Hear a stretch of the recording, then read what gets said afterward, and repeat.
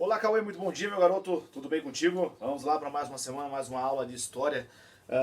Relação, continuando nosso livro número 3, né? Você já me mandou o trabalho sobre o feudalismo, aliás, ficou show de bola, né? O feudalismo foi o que ocorreu na parte ocidental da Europa, né? Da transição da Idade Antiga para a Idade Média, o feudalismo foi um dos últimos acontecimentos ocorridos na Europa do lado ocidental, ou seja, né? Temos a Europa, tem o lado ocidental e o lado oriental. O que nós vamos estudar a partir de agora é o lado oriental, o outro lado da Europa, porque houve uma divisão. Divisão do que? Olha aqui, meu garoto, ó. Império Bizantino, dividiram ele ao meio. Esse Império Bizantino é o nosso próximo capítulo de estudo. Mas só para dar uma recapitulada, tudo isso aqui, esse desenho do professor aqui, era o Império Romano. Você viu que o Império Romano era gigante, era muito grande, né? Os romanos dominaram diversos povos, diversas culturas foram sendo inseridas, trazidas para o modo de vida dos romanos, né? Eles conquistavam diversos povos, diversas áreas, diversas extensões territoriais. O exército romano era muito bom, muito eficaz. Nas batalhas sempre se sobressaía sobre os demais exércitos. Tinha uma organização militar muito rígida, muito boa. E isso tudo contribuiu para que os romanos conquistassem uma grande extensão de terra, uma gigante extensão de terra, tá? Beleza, tudo bem. Ó, quem tem muitas terras tem dificuldades em cuidar de todas elas, ou precisa de um grande número de pessoas que trabalhem nessas porções de terra, né? E isso vai contribuir para que o Império Romano seja dividido ao meio, tá? Ele é dividido ao meio para quê? Para facilitar o cuidado de tantas extensões de terra, né? Muito bem. E aí, com essa divisão do Império ao meio, surge dois impérios, né? O Império Romano do Ocidente, tá? O Império Romano do Ocidente, continuando aqui a sua capital em Roma, né? Depois eu explico essa outra parte aqui. Continua o Império Romano do Ocidente, a capital é Roma, mas foi dividido ao meio. O nosso objetivo de estudo agora é o outro lado, meu garoto. O Império Romano do Oriente, que também pode ser chamado de Império Bizantino. Império Romano do Oriente e Império Bizantino é a mesma coisa, tá, cara? Outra grande parte que vai surgir para o lado oriental, né? Dividido. Por quê? Fica mais fácil cuidar dessas fronteiras aqui do que cuidar de todo esse espaço aqui, né? Fica mais fácil de manter as fronteiras protegidas, as invasões, os saques, os ataques de outros povos nessas terras aqui. Então o Império Romano do Bizantino é nosso objetivo de estudo agora. Assim que criaram o Império Romano do Oriente, ou o Império Bizantino, eles automaticamente já criaram a capital desse império. Se a capital do Império Romano do Ocidente era Roma, lá no Oriente vai ser Constantinopla. Uma baita cidade, uma cidade magnífica, uma cidade muito bem estruturada, muito bem organizada, com canais para chegar barcos por todos os lados, assim, ó. Ela como se fosse uma ilha que os barcos poderiam chegar por todos os lados, uma cidade portuária, fácil de descarregar mercadorias. Então, se tem muitas mercadorias, consequentemente vamos ter um comércio muito bem organizado. Já vamos falar sobre o comércio do Império Bizantino. Muito bem. Além dos portos, do farol que permite o avistamento de inimigos de longa distância, que eles possam se armar para esperar um ataque de fora, eles podiam se organizar com uma antecedência. Atrás da cidade, na parte de trás da cidade, tinha uma cadeia muito grande de montanhas. Montanhas elas quase intransponíveis, né?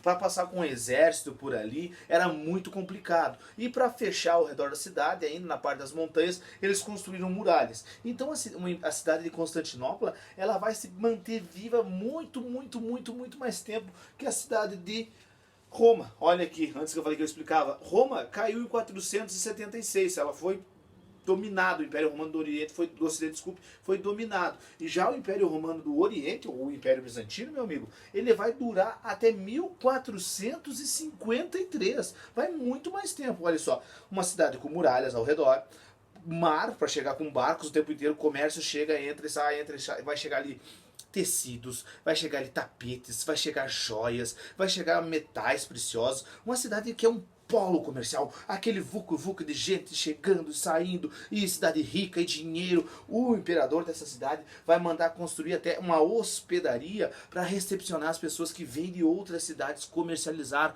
com Constantinopla, né? O Cauê vem de muito longe comercializar, comprar algumas joias algumas joias, alguns tapetes, alguns tecidos bonitos para fazer roupas lá em Constantinopla, não tinha onde pernoitar, naquela época não existiam hotéis, então o imperador pensou, eu tenho que receber bem essas pessoas, eles geram impostos para Constantinopla, para os comerciantes de Constantinopla que depois pagam para o imperador, então vamos construir aí uma hospedaria, aí as pessoas pernoitavam ali 1, 2 noites e aí retornavam, né? Como naquela época o meio de transporte mais rápido talvez era um barco ou os cavalos por terra, então era comum que as pessoas ficassem lá. E Constantinopla era uma efervescência de comércio. O comércio virava as ruas da cidade, né? Eram muitos produtos, então ela se torna um grande ponto comercial. Uma coisa porque ela estava entre a Europa e o lado oriental, Europa Oriental. Então muitas coisas vinham daqui para cá também, né? Vinham algumas mercadorias daqui e chegavam coisas do lado oriental para cá. Então era um grande centro comercial essa cidade de Constantinopla. Beleza, muito bem. Então um novo império dividido ao meio, a capital para cada lado e muito mais. E a religiosidade? A religiosidade também é outra característica do Império Romano do Oriente. O Império Romano do Oriente, Cauê, ele ia indo muito bem, comercializando riqueza, a extensão territorial grande, cultivos na agricultura, bem organizado esse império. Porém, o imperador estava meio cabisbaixo, pois ainda não tinha uma religião fixa desse império aqui. Tá? Eles estavam riqueza, tinham território, mas não tinham o cristianismo, que era a religião do Império Romano do Ocidente, que era o Papa, era o líder. Então ele foi lá no Papa num belo dia, numa bela manhã, Papa, meu querido amigo Papa, você não quer morar no Império Romano do Oriente? Lá nós estamos muito mais avançados, nós estamos com muita mais riqueza, e seria importantíssimo que vocês fossem morar com nós. O Papa se negou aí, não, daqui eu não saio, daqui ninguém me tira, eu não saio daqui. E aí o imperador voltou furioso para lá, né? E ele ficou pensativo, ficou indignado, né? Então, desse momento em diante, ele resolveu criar o que nós vamos chamar de cisma do Oriente. Ele rompeu com a Igreja Católica, né? Não temos mais nada a ver com a Igreja Católica. A Igreja Católica fica lá no Ocidente, nós vamos criar uma nova igreja aqui no Oriente. Então, desse lado vai surgir a Igreja Ortodoxa Grega, que o líder vai ser o imperador, tá? A Igreja Ortodoxa Grega é a igreja do Império Bizantino, uma nova igreja que vai surgir. E aqui existe até hoje, do lado ocidental, a igreja que nós frequentamos, por exemplo, eu frequento a Igreja Católica, a Igreja Apostólica Romana, né? Igreja Católica Apostólica Romana, a igreja do Império Romano do Ocidente. A mesma igreja que existe até hoje, né? Só que daí eles romperam o cisma do Oriente em 1054 e originou duas. O líder da Igreja Católica Apostólica Romana é o Papa. O líder da Igreja Ortodoxa Grega é o imperador. Por isso ele vai ser chamado de César o Papista. César o Papista, ou seja, ele é César porque é o imperador e papista porque ele acumula os poderes religiosos, os poderes da igreja, né? Ele vai acomodar uma igreja um pouco diferente, né? Uma igreja iconoclasta. Vamos ver aquela ela tem umas características diferentes da Igreja Católica. E é sobre isso que eu quero que você faça uma pequena pesquisa e elenque ali 5, 6 itens que mostram que a Igreja Ortodoxa Grega é diferente da Igreja Católica Apostólica Romana. 5 itens, né? Tem mais itens lá, mas você vai anotar.